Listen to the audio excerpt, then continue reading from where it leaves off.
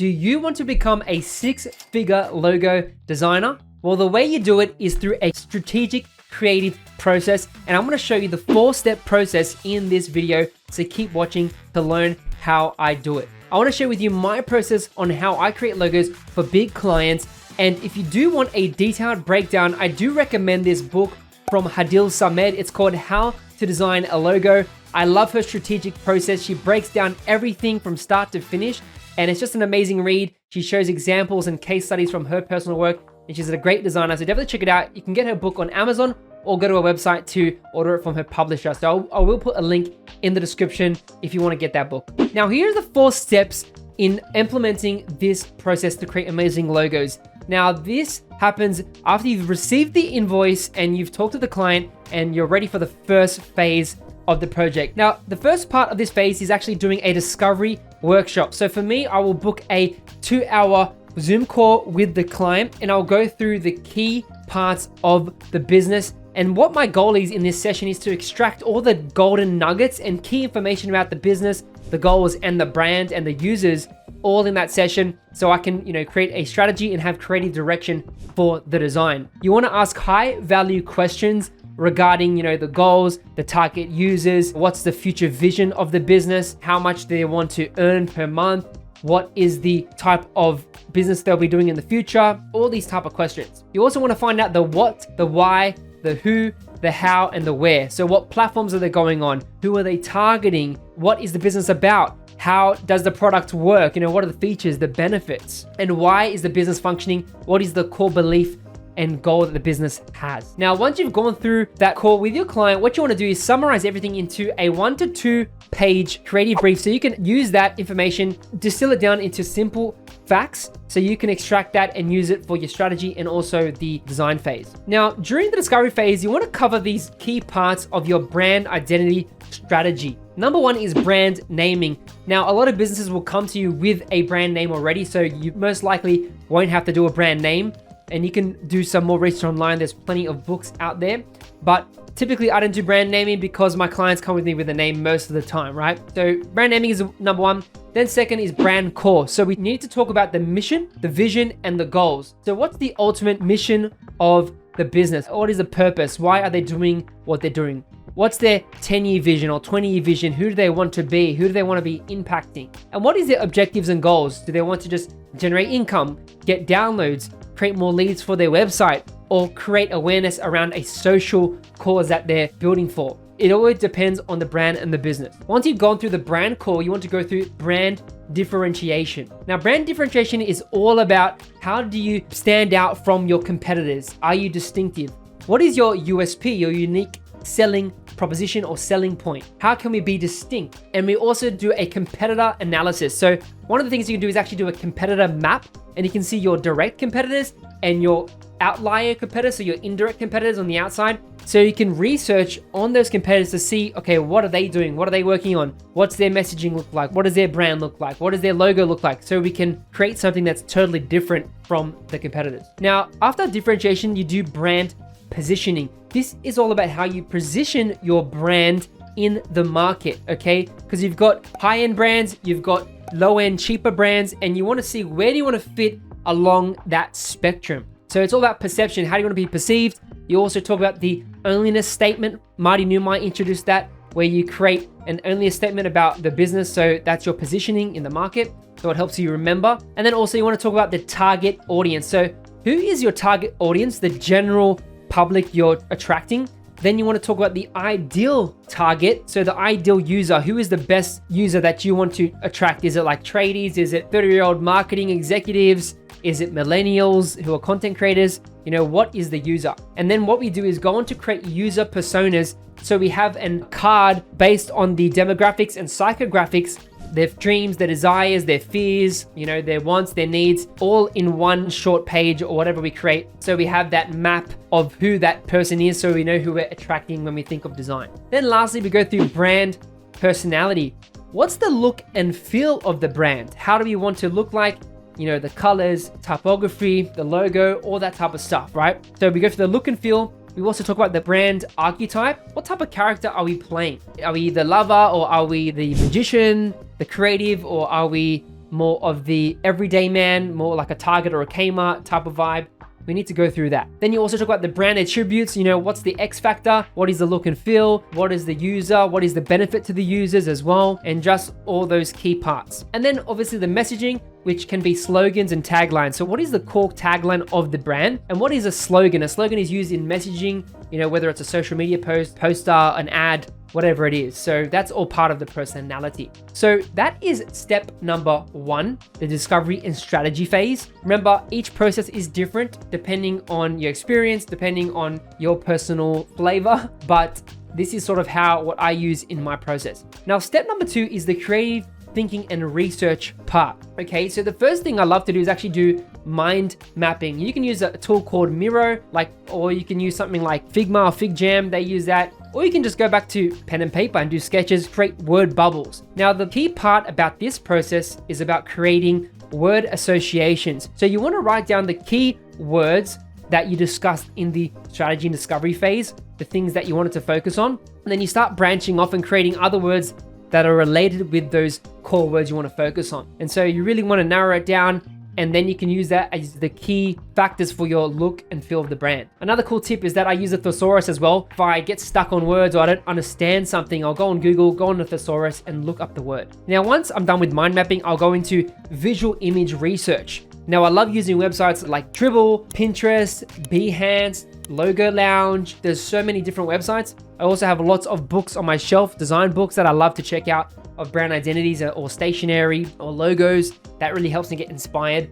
And so I'm basically getting all these images and putting them in different folders or different image buckets, right? So I might have like UI or logos or typography or colors. So I just put all those images, I download them all. I'll sit down for, a couple hours or however long I take, and I drop those images in. Now from that, what I tend to do is build a stylescape. Usually you can do a mood board if you're not into stylescapes. A mood board is just, getting those images and placing on the board, so you're selecting the images. A stylescape is basically a hyper curated mood board, and its focus is to focus on the user. And the reason why I like stylescapes is because they're fun to present and it's more cohesive. I can create sort of a nice look and feel, and I'll present 3 stylescapes. One that's sort of a safe option, one that's a bit more riskier, and then one that is more playful and experimental and more on the outside. So typically that's what I do when I do stylescapes, and I'll get all those images from the image buckets and I'll start to create the stylescape. I'll put the target user persona in there, and then I'll put the brand colors, a bit of typography, bit of logos, bit of packaging, bit of brand mock-ups or design or typography or architecture, images, whatever it is to get the vibe of the brand. Now, once I'm done with the creative thinking and research phase, obviously you want to look at your competitors, research, their designs, look on blogs. Don't just look at design stuff, but, be expansive. Don't just be narrow-minded. Think outside the box. And what I do is move on to the next phase, which is step number 3, ideation and design. Now, the first thing I do is basically I extract the images and the keywords from my, stylescape, and then I tend to do sketches. I start off with doing logo sketches in my notebook. I just get a basic pen and paper, and I just start sketching. I try and aim for like 3 to 5 pages full of logos, and I really use the brand keywords and try and combine different ideas together, okay? I don't always go literal. Sometimes I go for an abstract approach.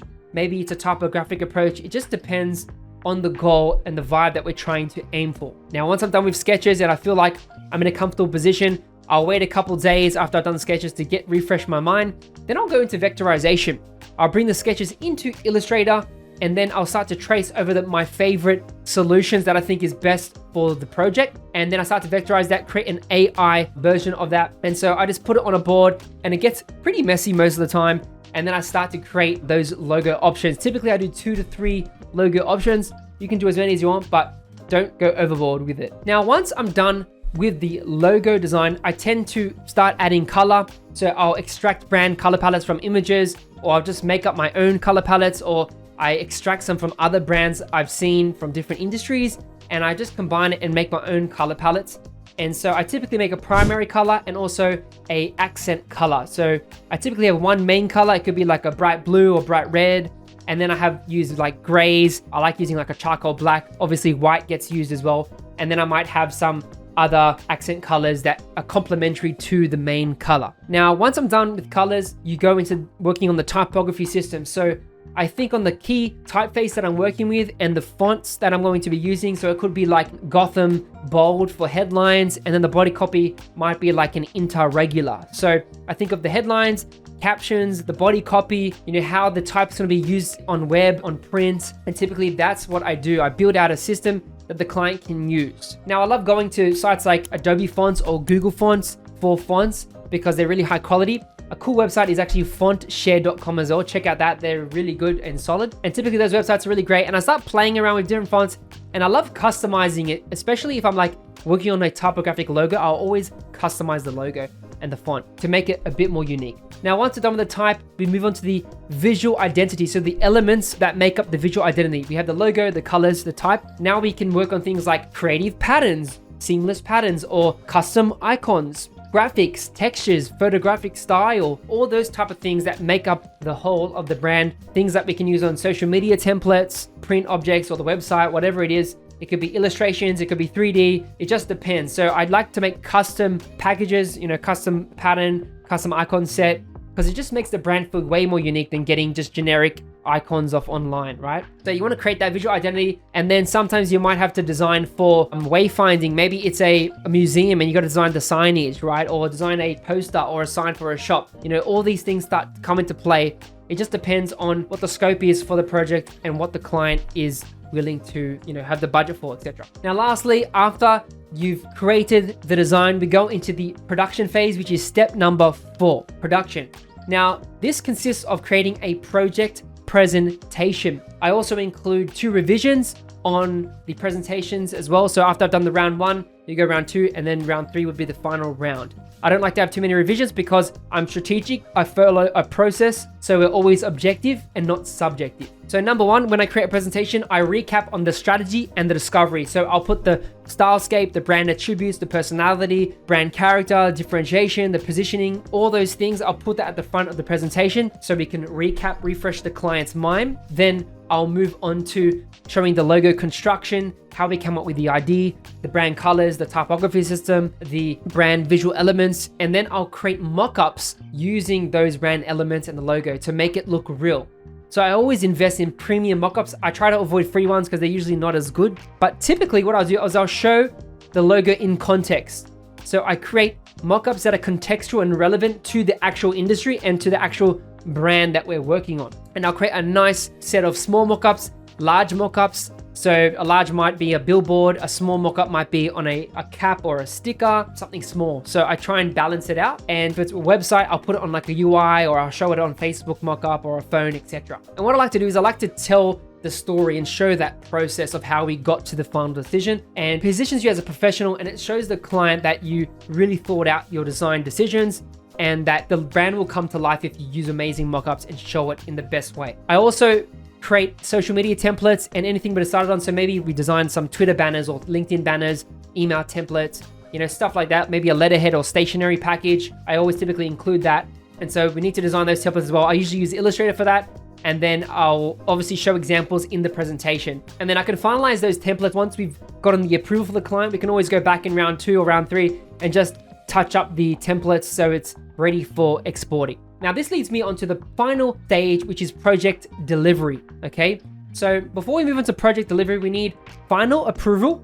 We also need the client to pay the final balance of the invoice, because we don't want to send files without getting the money, because then the client might run away, depending on your type of client. Sometimes people get bad clients, but if you're professional, you usually work with proper people. And so once you've gotten that, then what we do is create a logo package. I typically use the Logo Package Express, which is a great tool to export logos. It takes less than 5 minutes, honestly, and I love using that in Illustrator. It's a great plugin. And so we export the logos. I create folders for web and then also for print, and then I export the AI and EPS files. So for editable, if we want to print something, also for a PDF, if you want to print business cards or flyers, etc. Then I also save the PNG, so transparent versions of the logos, black and white versions, colored versions, horizontal and stacked versions. If I have a badge version, favicon, I save all those versions. And then JPEGs for typically if I'm working with photography and like shapes and some social media templates, I'll use like the JPEGs for that. So those are the type of files I do export and save. And so once you've exported all those files, you also want to create a brand guidelines. And this is going to help the client be consistent across all branding touch points. And so we always create that template, with all the brand identity that we created, so that it's all, so the client knows what to do and what not to do with the logo and the brand, the colors, etc. And then that's basically it. Package up the files, send it via Dropbox or Google Drive, then ask for a testimony from your client. I usually send them a Google review link, chuck it in the email, and I get a review on Google, and then I can share my work to Behance on my website. I put that obviously in the contract at the beginning of the project, and then we're good to go. That's how you create a logo/brand identity. Now, this is my 4-step process to designing logos. As I mentioned before, you can check out some of the resources. I'll put the links in the description below. You can check out. But if you want to dive deeper into growing your logo design business and brand identity, if you want to get better at it, you can check out some of my courses on Skillshare. I have a logo design for beginner courses, and I also have a brand identity for beginner course as well. So you can check that on Skillshare. Make sure you just click the link on the screen. I will put the links in the description below, but definitely check it out. And I believe you can start to reach 6 figures in your logo design business and grow. So thanks so much for watching. I'll chat to you next time.